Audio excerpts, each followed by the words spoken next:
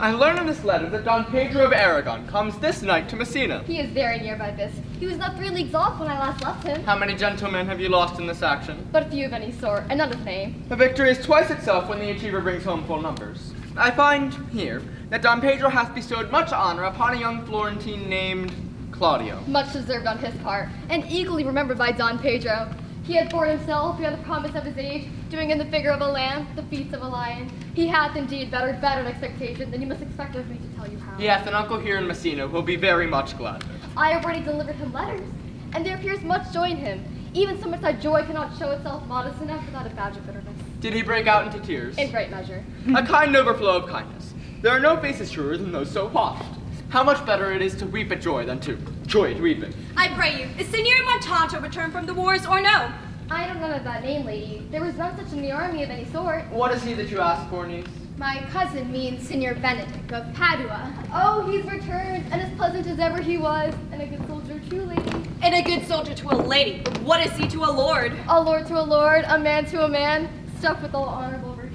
It is so indeed. He is no less than a stuffed man. But for the stuffing, well, we are all mortal. You must not, ma'am, mistake my niece. There's a kind of merry war betwixt Signor Benedict and her. They never meet, but there is a skirmish of wit between them. Alas, he gets nothing by that. In our last conflict, 4 of his 5 wits went halting off. And now is a whole man governed with one, so that if you have wit enough to keep himself warm, let him bear it for a difference between himself and his horse. For it is all the wealth that he hath left to be known a reasonable creature. I see, lady. The gentleman is not in your books. No, and he were, I would burn my study. But I pray you, who is his companion? He is most in the company of the right noble Claudio. Oh, Lord! He will hang upon him like a disease. God help the noble Claudio. If he have caught the Benedict, it will cost him 1,000 pounds ere he be cured. I will hold friends with you, lady. Do, good friend. You will never run mad, niece. No, not till a hot January. Don Pedro's approached. Good Signor Leonato! As the world is to avoid custom, you encounter it. Never came trouble to my home in the likeness of your grace. For trouble being gone, comfort should remain. But when you depart from me, sorrow abides and happiness takes his leave. You embrace your charge too willingly. I think this is your daughter. Her mother hath many times told me so. Were you in doubt, sir, that you asked her? Signor Benedict, no, for then you were a child. We may guess by this what you are, Benedict, being a man truly the lady fathers herself. Be happy, lady, for you are like an honorable father. Thank you. If Signor Leonato be her father, she would not have his head on her shoulders for all Messina, as like him as she is. I wonder that you still be talking, Signor Benedict. Nobody marks you. What, my dear lady Disdain? Are you yet living? Is it possible Disdain should die while she has such meat food to feed as it, Signor Benedict? Courtesy itself must convert to disdain if you come in her presence. Is courtesy a turncoat? But it is certain I'm loved of all ladies, only you excepted, and I could find in my heart that I had not a hard heart, for truly, I love her. A dear happiness to woman. They would else have been troubled with a pernicious suitor. I thank God in my cold blood I am of your humor for that. I'd rather hear my dog bark at a crow than man swear he loves me. God, keep your ladyship still in that mind, so some gentleman or other shall scrape a predestinate scratched face. Scratching could not make it worse than towards such faces yours were. I would, my fortune the speed of your tongue, and so good a continuer, but keep your way. In God's name, I have done. You always end with a jade's trick. I know you of old. That is the sum of all, Leonato. Count Claudio and Signor Benedict. My dear friend Leonato hath invited you all. I tell him we shall stay here at the least a month, and he heartily prays some occasion may detain us longer. I dare swear he is no hypocrite, but prays from his heart. If you swear, my lord, you shall not be forsworn. Let me bid you welcome, my lord. Being reconciled to the prince, your brother, I owe you all duty. I thank you. I'm not of many words, but I thank you. Please graciously nod. Your hand, Leonato, you'll go together.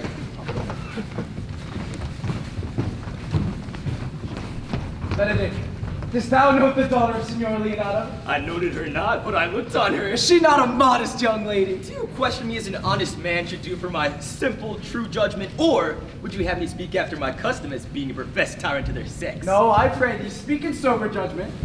Only this commendation I can afford her, that were she other than she is, she were unhandsome, and being no other but as she is, I do not like her. In mine eye, she's the sweetest lady that ever I looked upon. I can see yet without spectacles, and I see no such matter. There's her cousin, and she were not possessed with a fury, exceeds her as much in beauty as the 1st of May doth the last of December. I hope you have no intent to turn husband, have you? I would scarce trust myself. Though I've sworn the contrary, Hero would be my wife. Is it come to this? And fate hath not the world one man, but he will wear his cap with suspicion?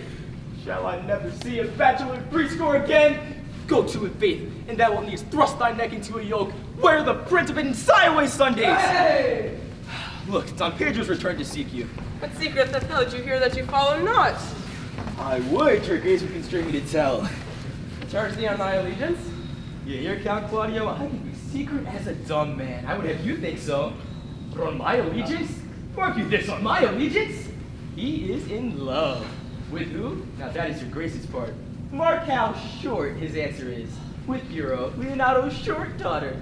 If this were so, so it were uttered. Amen, if you love her, for the lady is very well worthy. You speak this to fetch me in, my lord. By my troth, I speak my thoughts. And in faith, my lord, I spoke mine. And by my two faiths and trust, my lord, I spoke mine.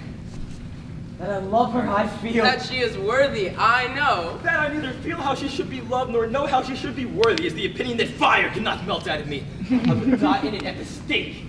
Thou hast ever an obstinate heretic in the despite of beauty. Never could maintain his part, but in the force of his will.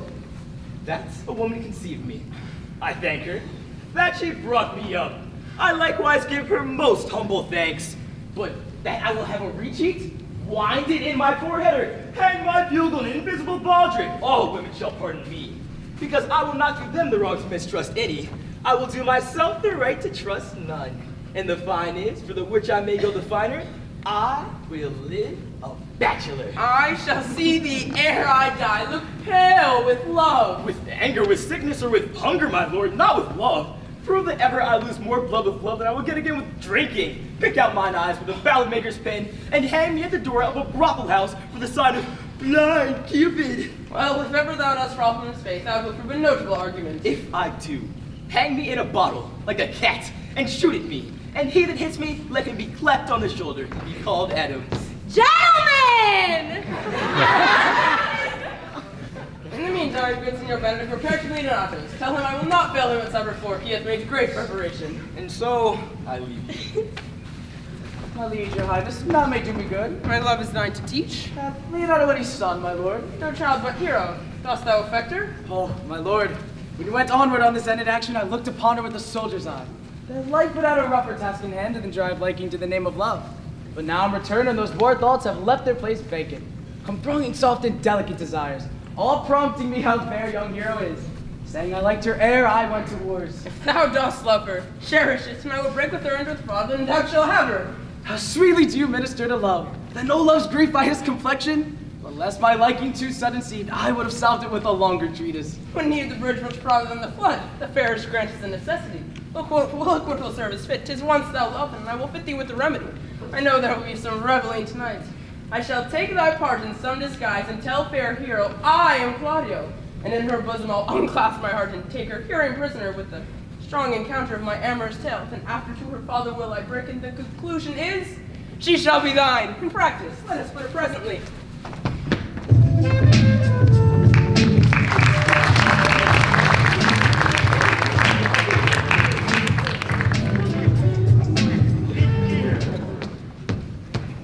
Ah, now, sister, where's my cousin, your son? Hath he provided this music? He's very busy about it.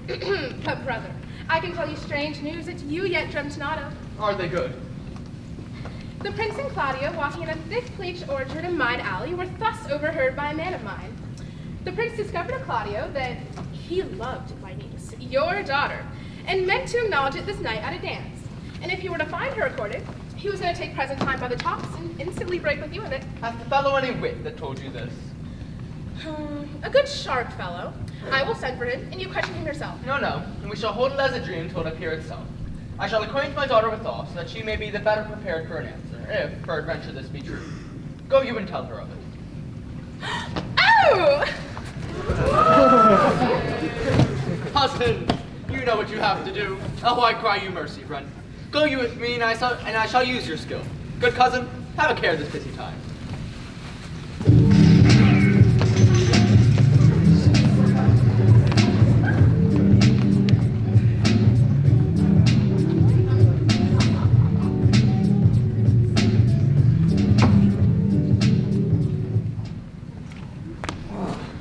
What's the good year, my lord? Why are you thus out of measure sad? There's no measure the occasion that breeds, therefore the sadness is without limit. You should hear reason. When I have heard it, what blessing brings it? If not a present remedy, at least a patient sufferance. Not hide what I am. I must be sad when I have cause, and smile at no man's jest. Eat when I have stomach, and wait for no man's leisure. Sleep when I am drowsy, and tend to no man's business. Laugh when I am merry, and claw no man in his humor. Yea, but you must not make the full show of it till you may do it without controlment. You have of late stood out against your brother, who hath taken you newly into his grace, where it is impossible. You should take true root, but by the weather you make yourself. Rather be a canker in a hedge than a rose in his grace. It better fits my blood to be descendant of all than fashion a character of love from any. In this, though, I cannot be said to be a flattering, honest man. It's not be denied, but I am a plain-dealing villain. I am trusted with the muzzle and enfranchised with the clog. Therefore, I have decreed not to seek in my cage. If I had my mouth, I would bite. If I had my liberty, I would do my liking. In the meantime, let me be that I am, and seek not to alter me. Can you make no use of your discontent? Make all use of it, for I use it only. Who comes here? What news, Horatio? I came yonder from a great supper. The prince, your brother, is royally entertained by Leonato, and I can give you intelligence of an intended marriage. Will it serve any model to build mischief on? What is he for a fool that betrusts himself to unquietness? Marry, it is your brother's right hand. Who, the most exquisite Claudio? Even he.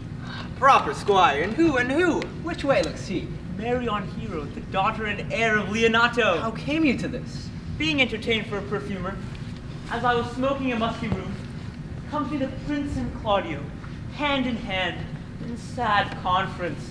I would be behind the arras, and there heard it agreed upon that the prince should woo Hero, and having obtained her, give her to Count Claudio. Come, let us thither. This may prove food to my displeasure. That young startup hath all the glory of my overthrow. If I cross him any way, I bless myself every way. You are both sure and will assist me? To the death, my lord. Let us to the great supper. There cheers the greater that I am subdued. What a cooker of my mind. Shall we go prove what's to be done? We'll wait upon your lordship.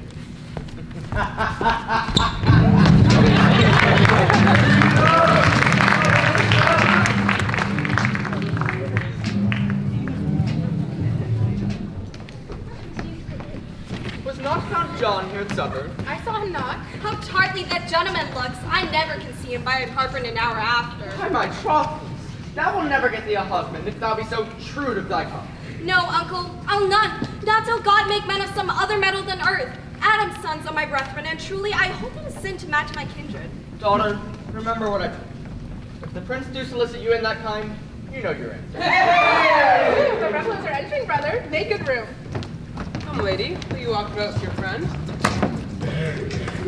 So you walk softly and look sweetly and say nothing. I'm yours to walk, and especially when I walk away. With me in your company? I may say so when I please. Please you to say so. When I like your favor, for God defend the looch, be like the case. Speak close, you speak love.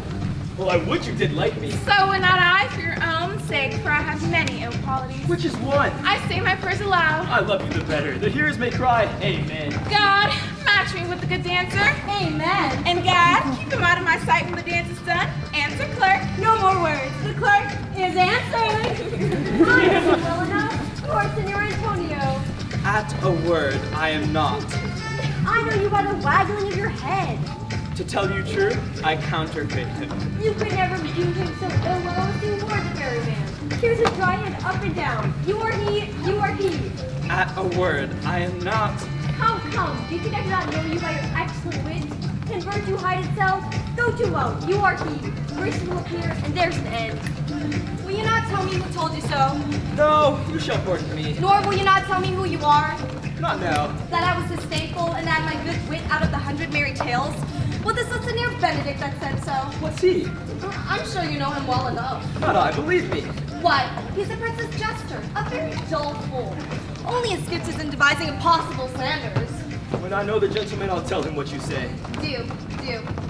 We must follow the leaders. Every good thing. Nay, if they lead to any ill, I will leave them at the next turning.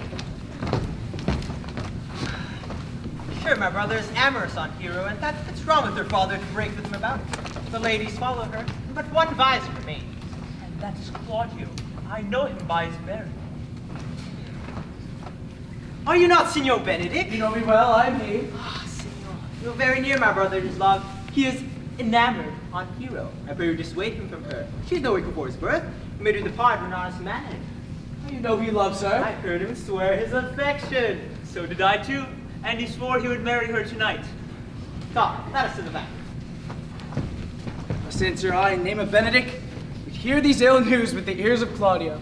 'Tis certain so the prince rues for himself.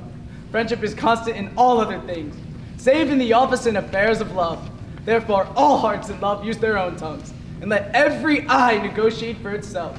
The beauty is a witch, against whose charms faith melteth into blood. This is an accident of hourly proof which I mistrusted not. Farewell, therefore, Hero. Come, Claudio. Yea, the same. Come, will you go with me? Whither? Even to the next willow, about your own business, County. What fashion we wear the garland of? About your neck like a usurer's chain, or under your arm like a lieutenant's scarf? You must wear it one way, for the prince hath got your hero. I wish him joy of her. Why, that's spoken like an honest drover. So they sell bullocks. But do you think the prince would have served you thus? I pray you leave me. Oh, now you strike like a blind man. What's the boy that stole your meat? And she'll beat the post.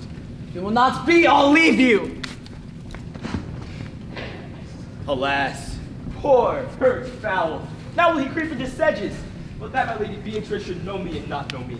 Prince is fool. I am not so reputed. It is the base, the bitter disposition of Beatrice that puts the road into her person and so gives me out. Well, I'll be revenged as I may. Now, Signor, where's the Count? Did you see him? Troth, my lord, I played the part of Lady Fame. I found him here as melancholy as a lodge in a warren. I told him, and I think I told him true, that your grace had got the goodwill of this young lady, and I offered him my company to a willow tree, either to make him a rod as being forsaken, or to offer him up a garland as being worthy to be whipped. To be whipped? What's his fault? The flat transgression of a schoolboy who, being overjoyed with finding a bird's nest, shows it to his companion and he steals it. Well, that make a trusted transgression. The transgression is in the stealer. Yet it had not been amiss. The rod had been made, and the garland too, for the garland he might have worn himself, and the rod he might have bestowed on you, who, as I take it, have stolen his bird's nest. I will but teach them to sing and restore them to their owner. If they're singing as you're saying, by my faith, you say honestly. The lady Beatrice hath a quarrel to you. The gentleman that danced with her told her she is much wronged by you. Oh, she misused me past the endurance of a block. She speaks ponders and everywhere stabs. If her breath were as terrible as her terminations, there were no living near her. She would infect the North Star. I would not marry her, though she were endowed with all that Adam had left him before he transgressed. Come, talk not of her. Look, here she comes. Oh, God, sir, here's a dish I love not. I cannot endure my lady tongue. Come, lady, come. You have lost the heart of Signor Benedict. Indeed, my lord. He lent it me a while, and I gave him use for a double heart for a single one. Marry, once before he wanted of me with false dice. Therefore your grace may well say, I have lost it. You have put him down, lady, you have put him down. I have brought Count Claudio, whom you sent me to seek. Why, how now, Count? Wherefore are you sad? Not sad, my lord. How then, sick? Neither, my lord. The Count is neither sad, nor sick, nor merry, nor well, but civil Count. Civil as an orange, and something of that jealous complexion. Here, Claudio, I wooed in thy name, and fair hero is one. I have broken with her father, and his goodwill obtained. Name the day of marriage, and God give thee joy. Count, take of me my daughter, and with her my fortunes. His grace hath made the match, and all grace shall say amen to it. Silence is the perfectest herald of joy. I'm but little happy if I could say how much. Lady, as you are mine, I am yours. Speak, cousin, or if you cannot stop his mouth with a kiss, then let him not speak neither. In faith, lady, you have a merry heart. I thank it. Poor fool. Keeps on the windy side of care. My cousin tells him in his ear that he is in her heart. She doth indeed, cousin. Good Lord for alliance! This goes everyone to the world, but I am sunburned. I may sit in a corner and cry hi-ho for a husband. Lady Beatrice, I will get you one. I would rather have one of your father's gettings. Had your grace now a brother like you, your father got excellent husbands, if a maid could come by them. Will you have me, lady? No, my lord, unless I can have another for working days. Your grace is too costly to wear every day. But I beseech your grace, pardon me. I was born to speak all mirth and no matter. Niece, will you look to those things I told you of? I grant mercy, uncle, by your grace's pardon. By my troth, a pleasant-spirited lady. There's little of the melancholy element in her, my lord. She is never sad but when she sleeps, and not ever sad then. For I've heard my daughter say she hath often dreamt of unhappiness, but waked herself with laughing. She cannot endure to hear tell of a husband. Oh, by no means. She mocks all who rovers out of suit. She were an excellent wife for Signor Benedict. Oh, Lord, my Lord. If they were but a week married, they would talk themselves mad. Count Claudio, when mean you to go to church? Tomorrow, my lord. Not till Monday, my dear son, which is hence a just 7 nights away, and a time too brief, too, to have all things answer my mind. I warrant thee, Claudio, the time shall not cordel thee by us. I will, in the interim, undertake one of Hercules' labors, which is to bring Signor Benedict and the Lady Beatrice into a mountain of affection. The one with the other I would fain have it a match, and I doubt not but to fashion it. If you will minister your assistance, I shall give thee direction. I implore you, my lord, though it cost me 10 nights' watchings. And I, my lord. And you too, gentle hero? I will do any noble office, my lord, to help my cousin to a good husband. And Benedict is not the unhopeless of husband that I know. Thus far can I praise him. He is of noble strain, of approved valor, confirmed honesty. I shall teach you how to humor your cousin so she shall fall in love with Benedict.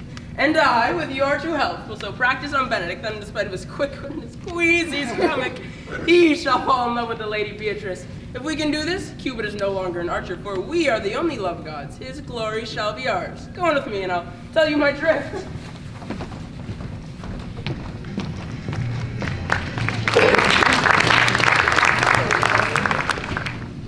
So, Count Claudio shall marry the daughter of Leonardo. Yea, my lord, but I can cross it. How canst you cross this marriage? Not honestly, my lord, but so covertly that no dishonesty shall appear in me. Show me briefly how. I think I told your lordship, a year since, how much I am in the favor of Margaret, the waiting gentlewoman to hero. I remember. I can, at any unseasonable instant of the night, appoint her to look out at her lady's chamber window. What life is in that to this marriage? The poison of that lies for you to temper. Go you to the prince your brother. Spare not to tell him how he hath wronged his honor in marrying the renowned Claudio. Whose estimation do you hold up to a contaminated stale? Such a one as hero. What proof shall I make of that? Proof enough to misuse the prince, to vex Claudio, to undo hero, and to kill Leonato. Look you for anything else? Only to despite them I will endeavor anything. Go then. Find me a meet hour to draw Don Pedro and Count Claudio alone. Tell them that you know that hero loves me. Pretend a kind of zeal, both to the prince and Claudio, as in love of your brother's honor, who hath made this match, and who is then thus likely to be cousin with the semblance of a maid, which you have discovered thus. Now, they will scarcely believe this without trial, so offer them instances, which shall bear no less likelihood than to see me at Margaret's chamber window. Now, hear hero term me Margaret, and hear me term Margaret Claudio, and bring them to see this the very night before the intended wedding. For in the meantime, I will so fashion it that hero shall be absent, and there shall be such seeming truth of hero's disloyalty, that jealousy shall be called assurance, and all the preparation overthrown. Grow this to adverse issue it can, I'll put it in practice. Be cunning in the work of this, and thy fee is 1,000 ducats. Be you constant in your accusation, and my cunning shall not shame me. I will presently go learn their day of marriage.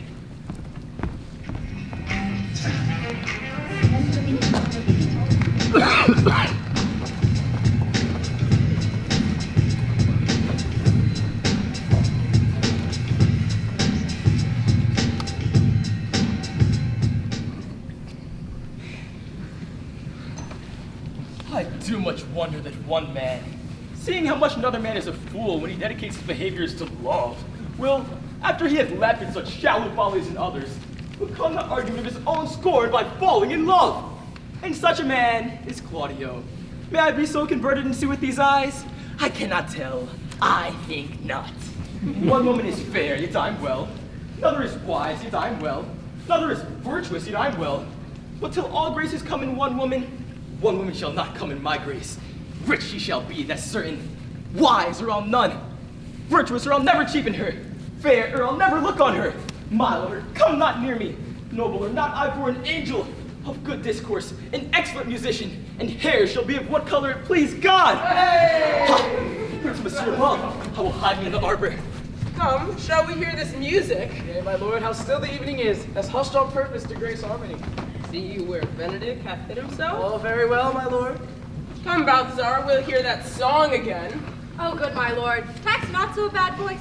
Slander music, any more than once. It is the witness still of excellency to put a strange face on his own perfection. I pray thee sing and let me woo no more. Because you talk of wooing, I will sing, since many a wooer doth commence his suit.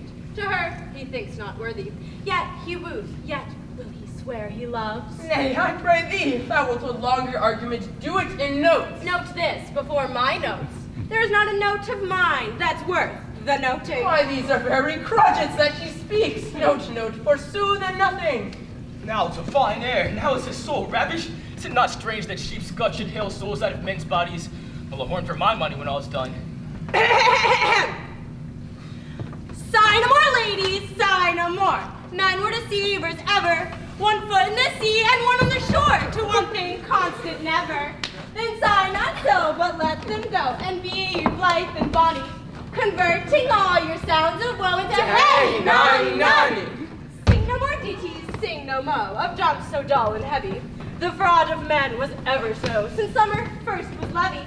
Then sigh not so, but let them go, and be ye blithe and bonny, converting all your sounds of woe into hey, nonny. By my troth, a good song. And an ill singer, my lord. No, faith, thou singst well enough for a shift. And she had been a dog that should have howled thus, they would have hanged her. Hey, Mary, dost thou hear, Balthazar? I pray thee, get us some excellent music for tomorrow night. We shall have it at the Lady Hero's chamber window. The best I can, my lord. Do so farewell. Come hither, Leonato. Oh, is it you told me that your niece was in love with Signor Benedict? Oh, I stalk on, let thou sit. I did never think that lady would have loved any man. No, nor I neither, but most wonderful that she should so dote on Signor Benedict, whom she hath by all outward observation seemed ever to abhor. Is it possible? Is this the one in that corner? I cannot tell what to think of it, but that she loves him with an enraged affection. It is past the infinite thought. Maybe she doth but counterfeit. Oh, God! Counterfeit? Never came counterfeit of passion, so near the life of passion as she discovered it. Why, what effects of passion shows she? Bait the hook well, the fish will bite. What effects, my lord? She will sit you. You heard my daughter tell you how. She did indeed. How I pray you, you amaze me. I would have thought her soul had been invincible against all assaults of affection. I would have sworn it had, especially against Benedict. I should think this a goal, but that the fellow speaks it. Knavery cannot sure hide himself in such reverence. He has taken the infection, hold it up. Has she made her love known to Benedict? No, and she swears she never will. That's her torment. It were good he knew of it by some other if she will not discover it. To what end? He would make but a sport of it and torment the poor lady worse. And he should. It were an alms to hang him. She's an excellent, sweet lady, and, out of all suspicion, she is virtuous. And she is exceeding wise. In everything but in loving Benedict. I would she had bestowed this dotage on me. I would have daffed all other respects and made her half myself. Pray you, tell Benedict of it, and hear what he will say. Hear thinks surely she will die, for she says she will die if you love her not, and she will die ere she make her love known. And she will die if you woo her, rather than bait one breath of her accustomed crossness.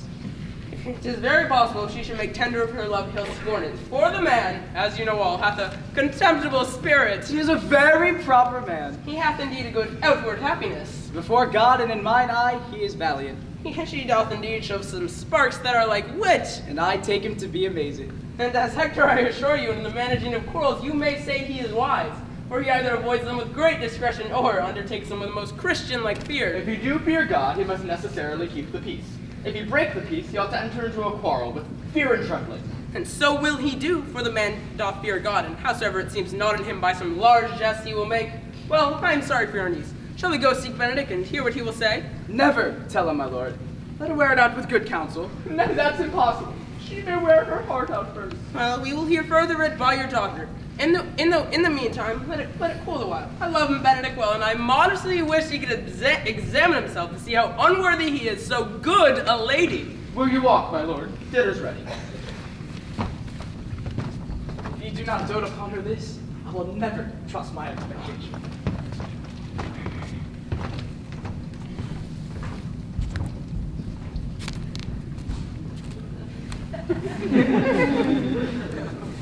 This could be no trick. The converse was sadly born. They have the truth of this from Hero. They seem to pity the lady. It seems her affections have their full bent. Love me? Why, it must be requited. I hear how I'm censured. They say I will bear myself proudly if I perceive the love come from her. They say, too, she will rather die than give any sign of affection. I never think to marry. I must not seem proud. They say the lady is fair. 'Tis the truth. I can bear them witness. And virtuous. 'Tis so. I cannot reprove it. And wise, but for loving me. Upon my troth, it is no addition to her wit, nor no great argument of her folly, for I will be horribly in love with her.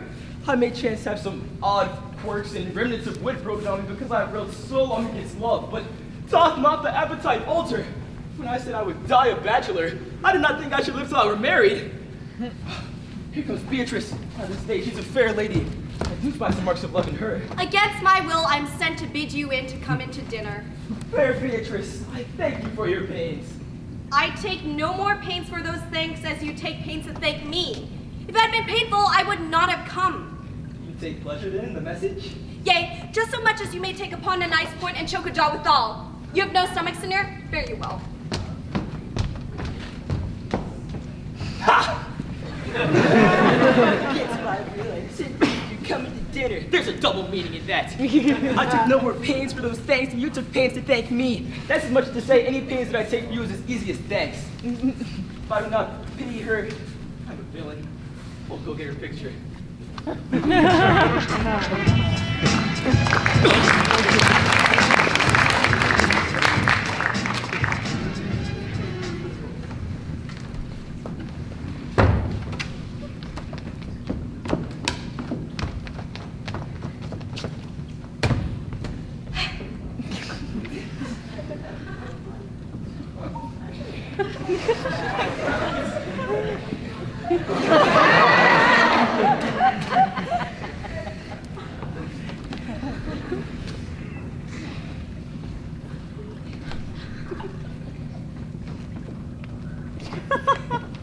Good Margaret. Let me to the parlor. There shalt thou find my cousin Beatrice proposing with the prince and Claudio. Whisper her ear and tell her I and Ursula walk in the orchard, and our whole discourse is all of her. Say that thou overheardst us, and bid her steal into the cliched bower, where honeysuckles ripened by the sun. There will she hide her to listen our discourse. This is thy office. Bid thee well in it, and leave us alone. I'll make her come, I warrant you presently. Now, Ursula, when Beatrice doth come, as we do trace this alley up and down, our talk must only be of Benedict. When I name him, let it be thy part to praise him more than ever man did merit. Fear not my part of the dialogue. Then we go near her, that her ear lose none of the false, sweet bait we lay for it. No, truly, Ursula, she is too disdainful. But are you sure that Benedict loves Beatrice so entirely? So says the prince and my new betrothed lord. And did they bid you tell her of it, madam? They did entreat me to acquaint her of it, but I persuaded them, if they loved Benedict, to wish him a wrestle with affection, and never to let Beatrice know of it. Why did you so? Oh, God of love, I know he doth deserve as much as may be yielded of a man, but nature never framed a woman's heart of prouder stuff than of Beatrice's. She cannot love, nor take no shape, nor project of affection. She is so self-endeared. Sure, I think so, and therefore certainly we're not good to know his love, lest she'll make a sport at it. Why? You speak truth. I never yet saw a man how wise, how noble, young, how rarely featured, but she would spell him backwards. So turned she every man the wrong side out, and never gives to truth and virtue, which merit and simpleness purchaseth. Sure, such carping is not commendable. No, not to be so odd and from all fashions as Beatrice is, and not to be commendable. But who dare tell her so? If I should speak, oh, she would mock me into air. Therefore let Benedict, like covered fire, consume away in sighs, waste inwardly. Yet, tell her of it. Hear what she will say. No, rather I will go to Benedict and counsel him to fight against his passions. And truly I'll devise an honest slander or two to stain my cousin with. One doth not know how much an ill word may empoison liking. I pray you'll not be angry with me, madam, speaking my fancy. Signor Benedict, for shape, for bearing, argument, and valor, goes foremost in report throughout Italy. Indeed, he hath an excellent good name. His excellence did earn it ere he had it. When are you married, madam? Why, every day tomorrow. Come, go in with me. I'll show thee some attires and have thy counsel, which is best to furnish me. We have caught her, madam. If it proves so, then loving goes by halves. Some Cupid kills with arrows, and some with traps. Fire is in mine ears. Can this be true? stand I condemn for pride and scorn so much? Contempt, farewell, unmade and adieu. No glory lives behind the back of such.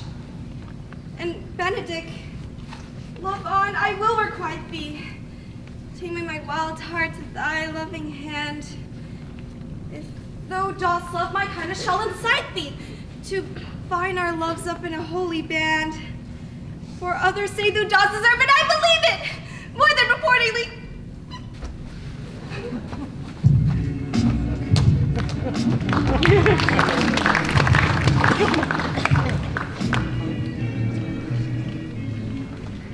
Do but stay to your marriage be consummate, then I go toward Aragon. I'll bring you thither, my lord, if you'll vouchsafe me. Nay, that must be as great a soil that you gloss of your marriage as to give a child the coat and forbid him to wear it. I will only be bold with Benedict, for from the crown of his head to the sole of his feet, he is all mirth. Gallants, I am not as I have been. So say I. Methinks you are sad. I hope he be in love. If he be sad, he wants money. I have toothache. Draw it. Hang it! You must hang it first and draw it afterwards. What, sigh for the toothache? Where is but a humor or a word? Well, everyone can master a grief, but he that has it. Yet say I, he is in love. There's no appearance of fancy in him, as you'd have it appear he is. If he does not love some woman, there's no believing old signs. He brushes his hat all morning. What's that bode?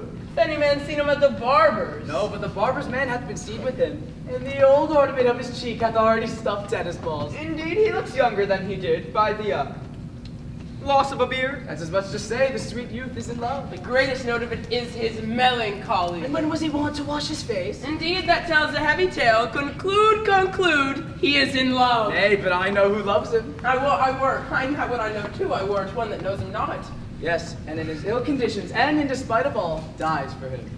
Yet is this no charm for the toothache? Oh, senor, walk aside with me. I have some 8 or 9 wise words to speak to you which these hobby horses must not hear. Or my life, to break with him about Beatrice. Tis even so. Hero and Margaret have by this done their parts with Beatrice, and the two pairs will not bite one another when they meet. My lord and brother, not save you. What then, brother? If your leisure served, I would speak with you. In private? If it please you, yet Count Claudio may hear, for I would speak of concerns him. What's the matter? Means your lordship to be married tomorrow? You know he does. I know not that, when he knows what I know. If there be any impediment, I pray you discover it. You may think I love you not. Let that appear hereafter, and aim that at me. That I now will manifest. Why? What's the matter? Came hither to tell you, circumstances shortened, for she has been too long a talking of. The lady is disloyal. Who? Hero? Even she, Leonato's hero, your hero, every man's hero. Disloyal? Word is too good to paint out her wickedness. I can say she were worse. Go with me tonight. You shall see her chamber window entered even the night before her wedding day. Love her then, tomorrow wed. May this be so? I will not think it. If you follow me, I will show you enough. When you have seen more and heard more, proceed accordingly. Well, if I do see something tonight, I will not marry her. Tomorrow in the congregation, where I should wed her, I will shame her. As I would thee to obtain her, I will join with thee to disgrace her. I will disparage her no farther. To you are my witnesses. Bear it coldly but to midnight, and let the issue show itself. Her day untowardly turned. Oh, mischief strangely thwarting. Oh, plague right well prevented. So will you say when you have seen the sequel. Will you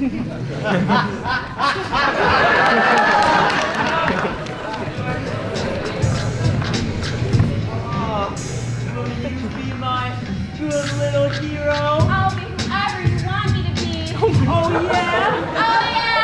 Oh!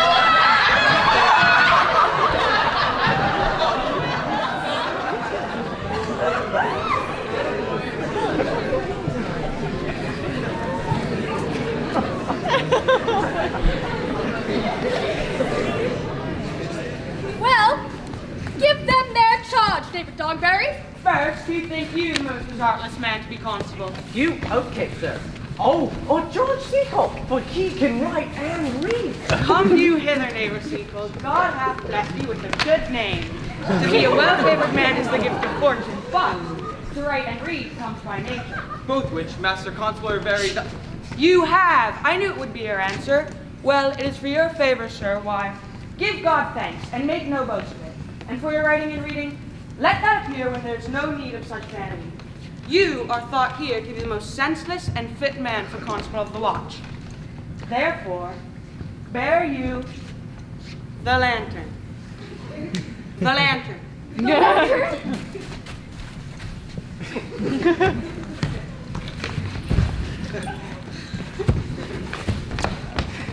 This is your charge.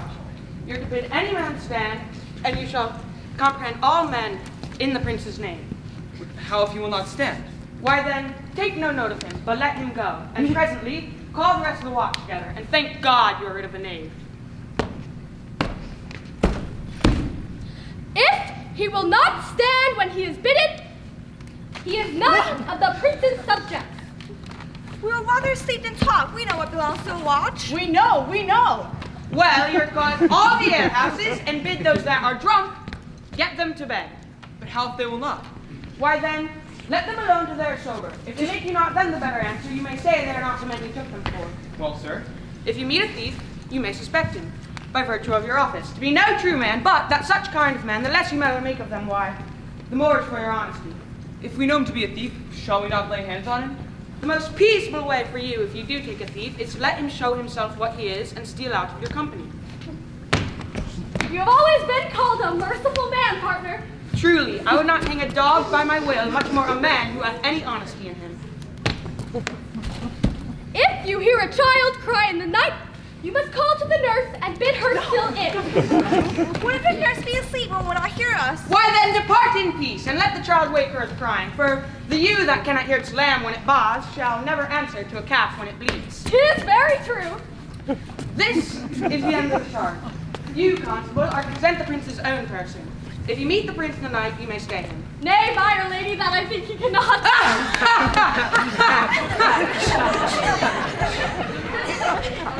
Well, masters, good night. And there be any matter of weight chances, call up. Keep your fellows' counsels on your own, and good night. Come, neighbor. Well, masters, we hear our charge. Let us go sit here upon the church bench till 2, and then all to bed. One word more, One word more! I pray thee watch about Signor Leonardo to go, for the wedding being had tomorrow, and there's a great coil tonight. Adieu. Be vigilant. I beseech you. What's Conrad? Peace there not. Conrad, I say. Here, men, I'm at the elbow. Some treason, masters, yet stand close in. Therefore, no. I've heard of Don John. 1,000 ducats. Is it possible that any villainy be so dear? I should rather ask if it were possible any villainy could be so rich. For when rich villains have need of poor ones may make what price they will. Oh, I know that man. He has been a vile thief this 7 years. He goes up and down like a gentleman. I remember his name. Can't sound like you're someone? No, it was the vein on the house. Huh.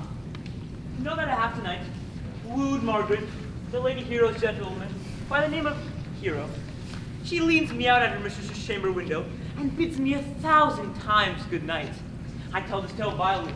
I shall tell thee first how my master Don John saw afar off in this orchard the amiable encounter of this. And thought they Margaret was hero? 2 of them did, the prince and Claudio. But the devil my master knew she was Margaret, and partly by his own, which did deceive them, partly by the dark night, which also deceived them, but chiefly by my villainy. Away went Claudio, enraged. He swore he would meet her as you were appointed to the very next night, and there, before the whole congregation, shame her and send her home again without a husband. We charge you in the prince's name. Stand. Right, Master Constable! We recovered the most dangerous piece of leather.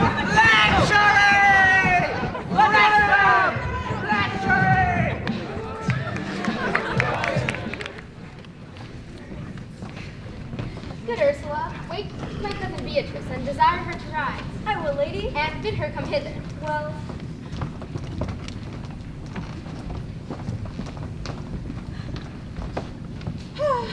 Troth, I think your other rebuttal were better. No, pray thee, good Meg, all wear this. By my troth is not so good, and I warrant your cousin will say so. My cousin's a fool, and thou art another.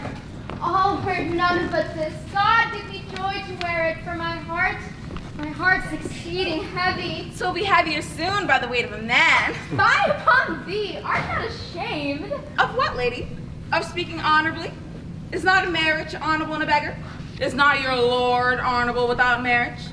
I think you'd have me say, saving your reverence a husband. And that thinking do not rest you speaking. I will offend no one. Is there any harm in the heavier for a husband? None, I think, and it be the right husband and the right wife. Otherwise, 'tis slight and not heavy. Ask my lady be at your spouse. Here she comes. Good morrow, cuz. Good morrow, sweet hero. Why, how now? Do you speak in the sick tune? I am out of all other tunes, methinks. Woo! Claps until I to love. That goes without a burden. You sing it and I'll dance it. You light a love in your heels. Then if your husband have stables enough, you'll see he shall lack no bars. Oh, illegitimate construction. I scorn that with my heels. 'Tis almost 5 o'clock, cousin. 'Tis time you were ready. My troth, I am exceedingly ill. Hey-ho. For hawk or horse or husband? For the letter that begins them all, H. Oh, God help me. God help me. How long have you professed apprehension? Ever since you left it. Doth my lift not become you so rarely? It is not seen enough. You should wear it under your cap. Oh, my troth, I am sick. Get you some of that distilled Cardis Benedictus and lie it to your heart. It is the only thing for a qualm. Benedictus. Why Benedictus? You have some moral for this Benedictus? Moral? No, by my troth I have no moral meaning. I meant plain holy thistle. You may think perchance I think you're in love. Nay, byre lady, I am not such a fool to think what I list, nor I list not to think what I can. Nor indeed I cannot think, if I would think my heart out of thinking, that you are in love, or that you will be in love, or that you can be in love. Yet, Benedict was such another, and now he's become a man. He swore he would never marry, and yet now, despite of his heart, he eats his meat without grudging. And how you will be converted, I know not, but methinks you look with your eyes as other women do. What pace is it that thy tongue keeps? Not a false gallop.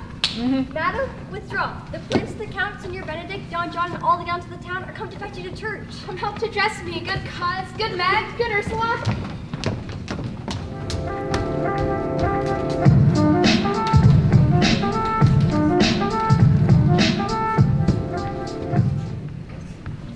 What would you with me, honest neighbor? Marry, sir, I would have some confidence with you that discerns you nearly. Brief, I pray you, for you see it is a busy time with me. Marry, this it is, sir. Yes, in truth, it is, sir. What is it, good friends? Good man, virgins, sir, speaks little of a man. An old man, sir, and his wits are not so blunt as, God help, I would desire they were, but, in faith, honest as the skin between his brows. Yes, I thank God I'm as honest as any man living. That is an old man, and no honester than I. Comparisons are odorous. Neighbors, you are tedious. It pleases your worship to say so, but we are the poor duke's officers. And truly for mine own part, if I were as tedious as a king, I could find in my heart to bestow all of your worship. All thy tediousness on me. I would fain hear what you have to say. Marry, sir, our watch tonight, excluding your worship's presence, has taken a couple of as errant knaves as any in Messina. God help us, it is a world to see. Our watch, sir, have indeed comprehended 2 auspicious persons, and would have them this evening examined before your worship. Take their examination yourself and drink it. I am now in great haste as may appear unto you. Drink some wine as you go. My lord, they stay for you to give your daughter to her husband. I'll wait upon them, I am ready. Fare you well. Go, good partner, get you to the clerk. Bid him bring his pen and ink to the jail. We are now to examination these men. And we must do it wisely. We will spare it for no whit, I warrant you. Only get the learned ready to set down our excommunication and meet me at the jail.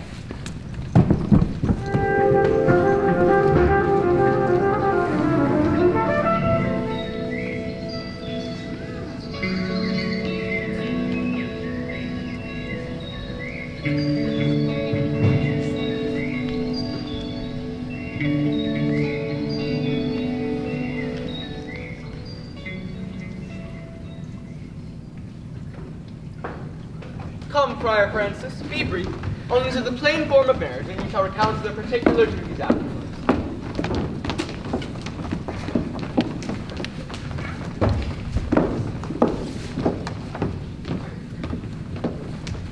You come hither, my lord, to marry this lady?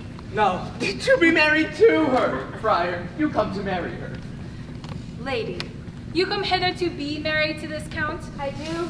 If either of you should know any inward impediment why you should not be conjoined, I charge you on your souls to utter it. Know you any hero? None, my lord. Know you any count? I dare make his answer none. Stand by thee, friar father, by your leave. For you with free and unconstrained soul, give me this maid your daughter. As freely, son, as God did give for me. And what have I to give you, whose worth may counterpoise this rich and precious gift? Nothing, unless you render her again. Sweet prince, you learned me noble thankfulness. Verily, and I will take her back again. Give not this rotten orange to your friend. She's but the sign and semblance of her honor. Behold how like the maid she blushes here.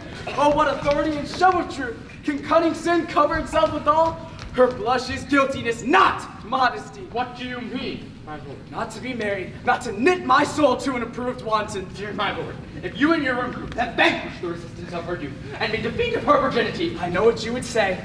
If I've known her, you would say she did embrace me as a husband, and so extenuate the forehand sin. No, Leonardo, I never tempted her with word too large, but as a brother to his sister, showed her bashful sincerity and comely love. And seemed I ever otherwise to you? Out on this seeming, I will write against it. You seem to me as Diane in her orb, as chaste as the bud, ere to be blown. But you are more intemperate in your blood than Venus, or those pampered animals that rage in savage sensuality. Is my lord well that he doth speak so wise? Sweet prince, why speak you not here? What should I speak? I stand dishonored that I've gone about, so like my dear friend, to a common stale. These things spoken, or do I but dream? Sir, they are spoken, and these things are true. This looks not like a nuptial. True. Oh, God! You never move but one question to your daughter. And by that fatherly and kindly power that you have in her, bid her answer truly. I charge thee do so, as thou art my child. My lord! Oh, God, help me! What kind of catechizing call you this? To make you answer truly to your name. Is it not hero who can blot that name which is any reproach? What man was he talked with you yesternight? Out at your window betwixt 12 and 1. Now if you are a maid, answer to this. I spoke with no man at that hour, my lord! Why, then are you no maiden? Leonardo, I am sorry you must hear this. Upon mine honor, myself, my brother, and this grief count did see her, hear her, at that hour last night, talk with a ruffian in her chamber, who hath indeed, most like a liberal villain, confessed the vile encounters they have had 1,000 times in secret. Fie, they're not to be named, my lord, not to be spoke of. Oh, hero, what a hero hast thou been! If half thy outward graces have been placed about thy thoughts and counsels of thy heart, but fare thee well, most foul, most fair, farewell, though pure in piety and impious purity! Ah! I held up as the river sinking down! Come, let us go. These things come thus in light. Smother her fair thoughts. How doth the lady? Dead. I think. Help, uncle! Hero, white hero! Uncle, Senior Benedict, friar! Oh no, cousin hero! Have comfort, lady. My word, I am so tired and wonder. I know not what to say. Oh, on my soul, my cousin is belied! Lady, you were bedfellow last night. No, truly not. Although until last night at this 12-month bitter bedfellow. Confirmed. Oh, that his stronger maid was before barred up with ribs of mine. When the two princes lied, Claudio lied, who loved her so, that when speaking of her foulness, washed it with tears. Hear me a little, for I have only silent been so long, and given way unto this course of fortune by noting of the lady. Call me a fool. Trust not my reading nor my observations. If this sweet lady lie not guiltless here under some biting air. Friar, it cannot be. Thou seest all the grace that she hath left behind is that she will not add to her damnation the sin of perjury. She not denies it. Why seekst thou to cover with excuse that which appears in proper nakedness? Lady, what man is he that you are accused of? They know that you accuse me. I know none. If I should know more of any man that which maiden modesty doth warrant, oh, let all my sins lack mercy. Oh, my father, prove you that any man with me conversed at hours and met, or that I maintain the exchange of words with any creature. Refuse me, hate me, torture me to death. There is some strange misprision in the princes. Two of them have the very bent of honor, and if their wisdom be misled in this, the practice of it lives on in John the Bastard, whose spirits toil and bring with villainies. No. If they speak but truth of her, these hands shall tear her. And if they wrong her honor, the proudest of them shall well hear it. Pause a while, and let my counsel sway you in this case. Your daughter here, the princess left for dead. Let her a while be secretly kept in, and publish it that she is dead indeed. Friar, what shall become of this? What will this do? Marry, this well carriage shall on her behalf change slander to remorse. That is some good. But not for that dream I on this strange course, but on this travail look for greater birth. She, dying, as it must be so maintained, upon the instant that she was accused, shall be lamented, pitied, and excused of every hearer. So will it fare with Claudio.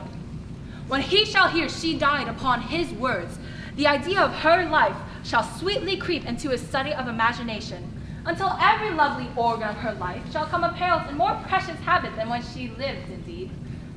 Then shall he mourn, and wish he had not so accused her. No, though he thought his accusation true. Let this be so, and doubt not but success will fashion the event in better shape than I can lay it down in likelihood. But if all aim but this be levelled false, the supposition of the lady's death will quench the wonder of her infamy. And, if it sort not well, you may conceal her, as best befits her wounded reputation, in some reclusive and religious life, out of all eyes, tongues, minds, and injuries. Signor Leonato, let the friar advise you. And though you know my inwardness in love is very much unto the prince and Claudio, yet by mine honor, I will deal in this as secretly and such justly as your soul should with your body. Being that I flow in grief, the smallest twine can lead me. Come, lady, die to live. This wedding day perhaps is but prolonged. Have patience and endure.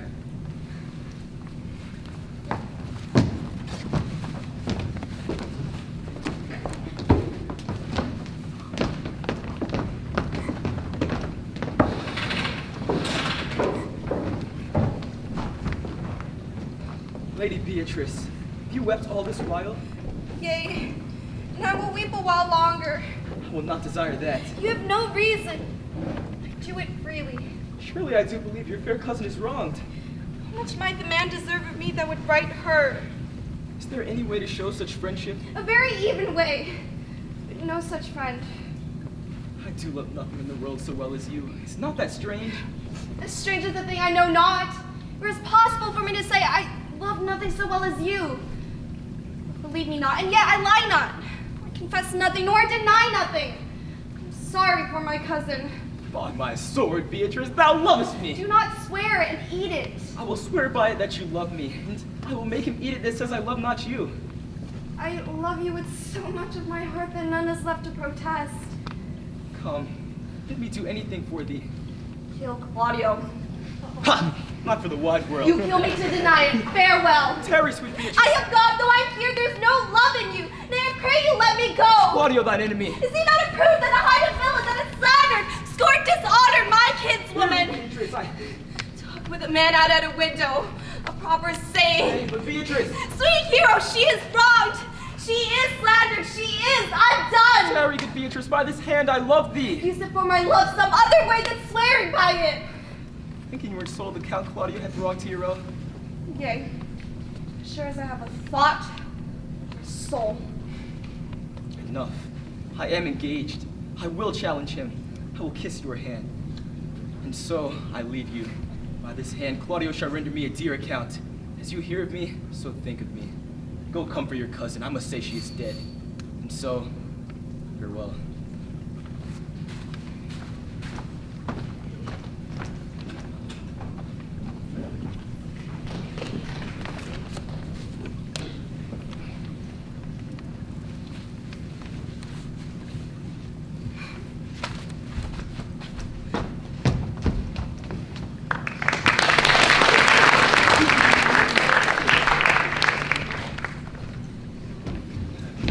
Is our whole assembly here? Oh, a stool and a cushion for the sexton. Which be the malefactor? Mary, that I am, and my partner. Nay, that's certain. We have the exhibition to examine. But which are the offenders that are to be examined? Let them come before Master Constable. Yea, Mary, let them come before me.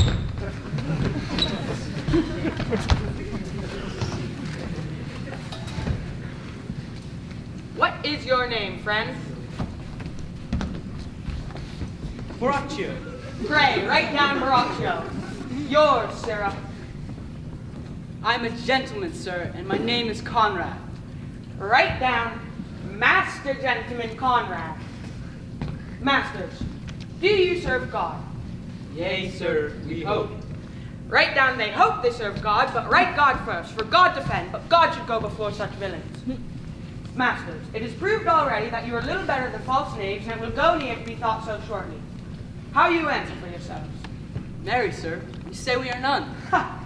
A marvelous witty fellow, I assure you, but I will go about with him. Come you hither, sir.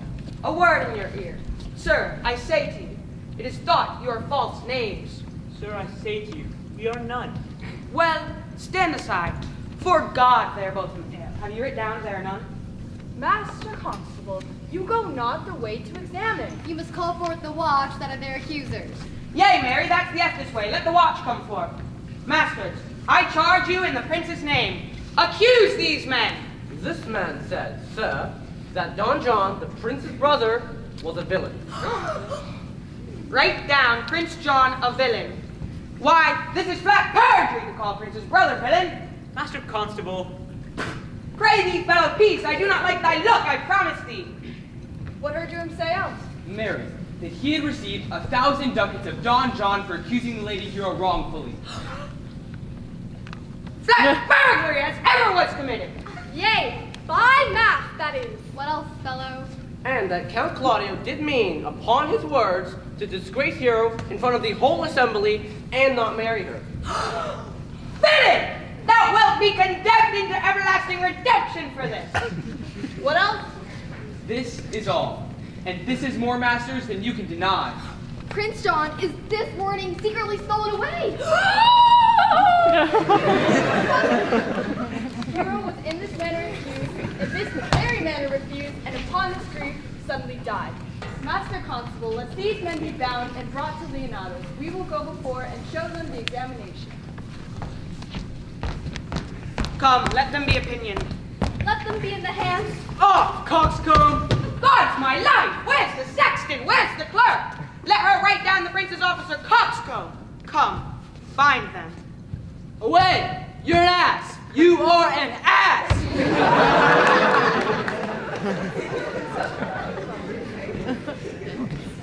Dost thou not suspect my place? Dost thou not suspect my years? Oh, that you were here to write me down an ass!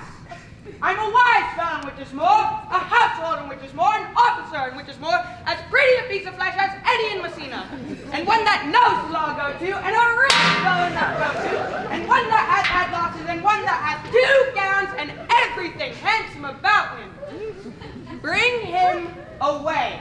Oh, that I had been written down an ass!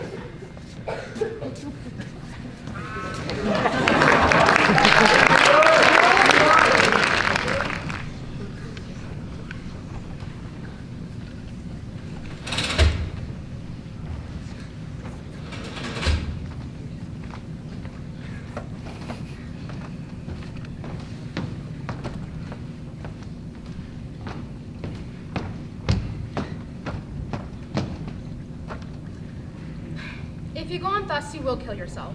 And 'tis not wisdom thus to second grief against yourself. Pray thee, cease thy counsel which falls upon my ears as profitless as water and sin. Yet bend not all the harm upon yourself. Make those that do offend you suffer too. Ere thou speakst reason, nay, I will do so. My soul doth tell me heroes be lied, not shall Claudio know, so shall the prince, and all those that thus dishonor him. Here comes the prince and Claudio hastily. Good den, good den. Good day to both of you. Hear you, my lords. You have some haste, Leonardo? Some haste, my lord. Well, fare you well, my lord. Are you so hasty now? Well, all is one. Hey, do not quarrel with us, good old man. If he could right himself quarreling, some of us would lie low. Who wrongs him? Mary, thou dost wrong me. Thou disassembler thou. Nay, never lay thy hand upon thy sword, I fear thee not. Mary, shew my hand if you should give your age this cause of fear. In faith, my hand meant nothing to my sword. No, Claudio, to thy head. Thou so wronged mine innocent daughter and me that I am forced to let my reverence die. And with gray hair and bruises many days, I do challenge thee to trial of a man. Say thou hast belied mine innocent child, thy slander hath gone through, and through her heart she lay buried with their ancestors. but its room were never scandalous left. Save this of hers, framed by thy villain. You say not right, old man. I'll prove it on his body, if he dares. Despite his nice fancy and active practice, his May of youth and full of lusty hope. Away, I will not have to do with you. Canst thou so doubt me? Thou hast killed my child. If thou shalt kill me, boy, thou shalt kill a man. He shall kill two of us. Men indeed. But that's no matter. Let him kill one first. Come, follow me, boy. Come, sir boy, come follow me. Sister. Content yourself. God knows I loved my niece, and she is dead, slandered to death by villains that dare as well answer man indeed as I dare take a serpent by the tongue. Boys, apes, braggarts, jacks, milksops. Sister Antonella. Do not you meddle. You Let me deal with this. We will not wake your patience. My heart is sorry for your daughter's death, but on mine honor, she was charged with nothing but what was true and very full of proof. My lord, my lord. I will not hear you. No? Come, sister. Obey. I will be heard. And shall, or some of us will smart for it. See, comes the men we went to seek. Now, senor, what news? Good day, my lord. Welcome, senor. You are almost come to part. Almost a fray. We like to have our two noses snapped off by two old dogs without teeth. Leonardo and his sister, what thinkst thou? I doubt we should have been too young for them. In a false quarrel, there is no true valor. I came to seek you both. We have been up and down to seek thee, for we are high-proof melancholy. When fate have beaten away, wilt thou use thy wits? Is in my scabbard, shall I draw it? So were they wit by thy side? Sir, I shall meet your wit in the career, and you charge it against me. I pray you, choose another subject. Nay, then give him another staff. This last was broke cross. By the sight he changes more and more. I think he be angry indeed. If he be, he knows how to turn his girdle. Shall I speak a word into your ear? God bless me from a challenge. You are a villain. I jest not. I will make it good how you dare, with what you dare, and when you dare. To me, Raider, I will protest your cowardice. You have killed a sweet lady, and her death shall fall heavy on you. Let me hear from you. Well, we'll meet you, so I may have good cheer. What's a feast? A feast? Fare you well, boy. You know my mind. I leave you now to your gossip-like humor. My lord, for your many courtesies, I thank you. I must discontinue your company. Your brother, the bastard, is fled from Messina. You have among you killed a sweet and innocent lady. For my lord Lackbeard there, he and I shall meet. Until then, peace be with him. He is in earnest. Most profound earnest. I'll warrant you for the love of Beatrice. And hath challenged thee? Most sincerely. What a pretty thing man is when he goes off in his doublet and hose and leaves off his wit. Did he not say my brother was fled?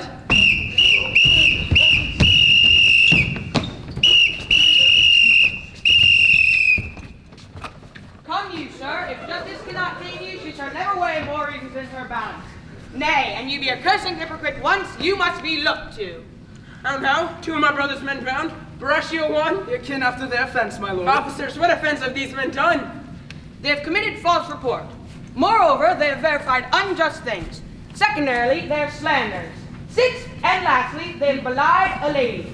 Thirdly, they've spoken untruth. And to conclude, they are lying knaves. Who have you offended that you are thus bound to your answer? This learned constable is too cunning to be understood. What's your offense? My villainy, which they have upon report, which I'd rather seal over to my death than repeat over to my shame. The lady is dead upon mine and my master's false accusation, and I wish for nothing but the reward of a true villain. Runs not this speech like iron through your blood? I have drunk poison while he's uttered it. Did my brother set thee on to this? Yea, and paid me richly for the practice of it. He's composed and framed of villainy, and fled he is upon this treachery. Sweet hero, now thy image doth appear, in the rare semblance that I loved it first.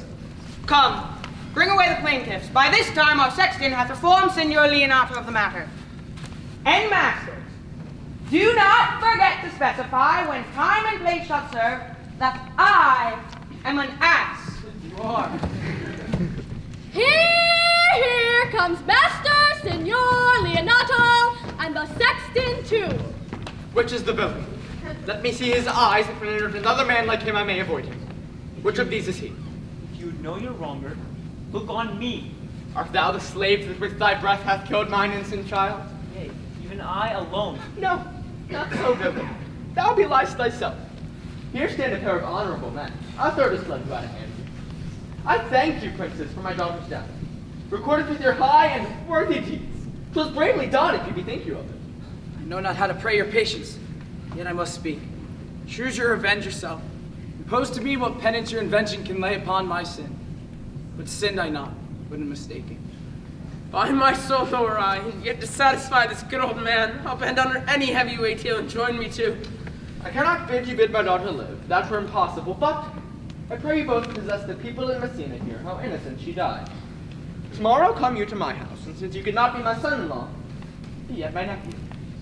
My sister hath a daughter, almost the exact copy of my child that's dead, and she alone is heir to both of us. Give her the right you should have given my cousin, her cousin, and so dies my revenge. Oh, noble sir, your overkindness doth bring tears for me. I do embrace your offer, and for henceforth dispose of poor Claudio. Tomorrow then I will expect your coming. Tonight, I take my leave. This naughty man shall face to face be brought with Margaret, who I believe was packed in all this wrong, hired to it by your brother. No, by my soul she was not, nor knew not what she did when she spoke to me. She alone hath been just and virtuous in everything that I do know by her. Moreover, sir, which indeed is not under white and black, this plaintiff here, the offender, did call me an ass. I beseech you, let it be remembered in his punishment. I thank thee for thy care and honesty. Your worship speaks like a most thankful and reverent youth. I praise God for thee. There's for thy pains. God save the foundation! Go, I discharge thee of thy prisoner and I pray. I wish your worship well. God restore you to health. I humbly give you leave to depart, and if a merry meeting may be wished, God prohibit it. Come, neighbor.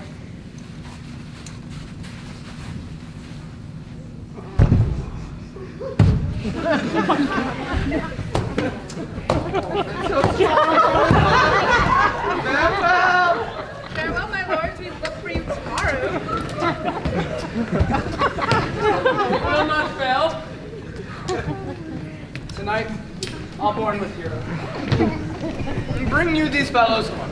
We'll talk with Margaret, how her acquaintance grew with this lewd fellow. Lord.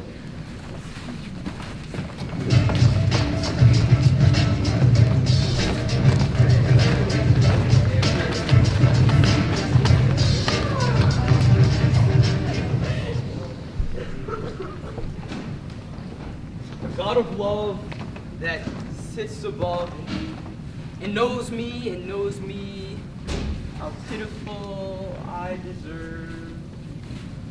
Mary, I cannot show it in rhyme. I have tried. I can find no rhyme to lady but baby, innocent rhyme. For scorn, horn, a hard rhyme. For school, fool, a babbling rhyme. Very ominous endings. No, I was not born under a rhyming planet, nor I cannot woo in festival terms. Sweet Beatrice, dost thou come when I call thee? Yea, senor, and depart when you bid me. Oh, stay but till then. Then is spoken. Fare you well now.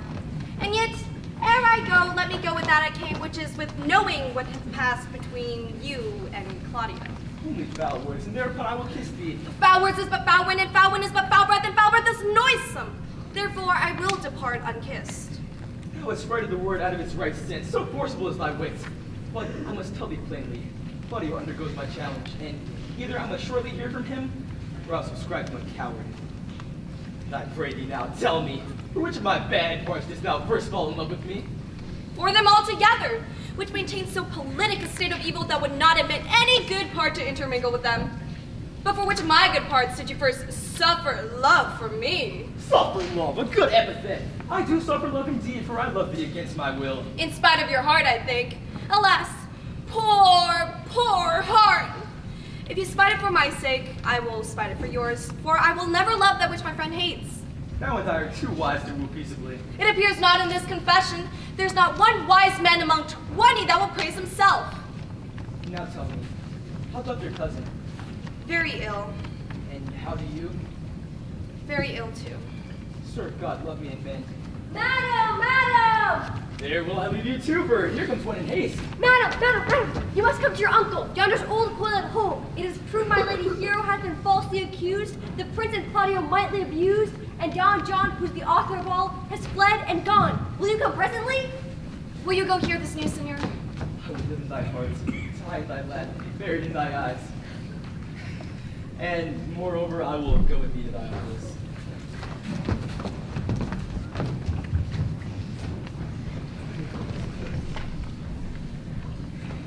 Did I not tell you she was innocent? So are the Prince and Claudia who accused her upon the error that you are debating. But Margaret was in some fault for this, although against her will as it appears in the true course of all the question. Well, I'm glad that all things sort so well. And so am I, being else by faith and forced to call young Claudio to a reckoning for it. Go, daughter, and you gentlewomen all. Withdraw in a chamber by yourselves, and when I send for you, come hither masked. The Prince and Claudio promised by this hour to visit. You know your office, sister. You must be your mother to your brother's daughter, and give her to young Claudio. Which I will do with profound countenance. Friar Francis, I must entreat your opinions, I think. Do what, senor? To bind me or undo me, one of them. Signor Leonato, truth is good, senor. Your niece regards me with an eye of favor. That I, my daughter, lent her, 'tis most true. And I, with an eye of love, are quite hurt. The sight whereof I think you had from me, from Claudio and the Prince, but what's your will? Your answer, sir, is enigmatical, but for my will is your good will. May stand with ours, this day to be conjoined in a state of honorable marriage, in which good friar I shall desire your help. My heart is with your liking. With my help. Here comes the Prince and Claudio. Good morrow to this fair assembly. Good morrow, Prince. Good morrow, Claudio. We here attend you. Are you yet determined to marry with my sister's daughter? Call her forth, sister. Here's the friar ready. Good morrow, Benedict. Why, what's the matter that you have such a February face, full of frost, storm, and cloudiness?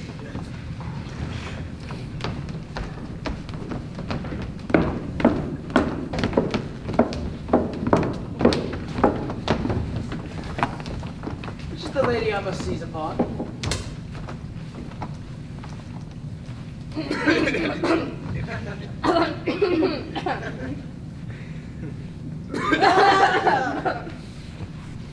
The same as she, and I do give you her. Let me see your face. No, that you shall not until you take her hand before this friar and swear to marry her. Give me your hand before this holy friar.